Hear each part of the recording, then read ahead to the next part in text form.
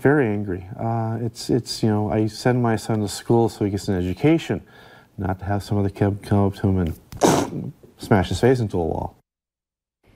A student attending an elementary school in Bemidji, Minnesota, is now dealing with a broken front tooth after he says he was shoved into a wall while standing in line for lunch. The boy's parents called their whistleblower hotline to say bullying is a problem in Bemidji and they need help. Our Valley News team's Maddie Gelseth talked with the boy's parents and the school to see what could be done in the Battle Against Bullying initiative.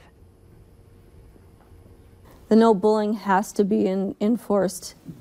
It has to be dealt with in a much more aggressive manner. Cynthia says this after her 9-year-old son Revlin got a chipped tooth after getting shoved into a wall by a fellow student.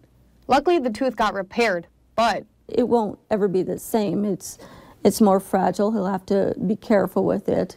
And then there is the chance that the tooth may die. Cynthia says the other student who did this to Revlin got a 1-day suspension.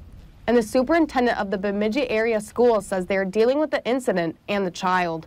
He says the Bemidji schools, quote, don't tolerate bullying and they seek to provide a safe environment for all students. But the Booths want a guaranteed safe environment for their son. And they're going to take extra measures to ensure that. I'm going to have to sit down with him and we're going to have to go over some basic, you know, defense protocols because I cannot send him to school and have him get hurt. The Booths say they're keeping their options open on if they're going to send Revlin back to school. They also said they need to do what's the best and safest thing for their son. He says he's okay, but his actions do say otherwise. In Bemidji, Maddie Gelseth, Valley News Live.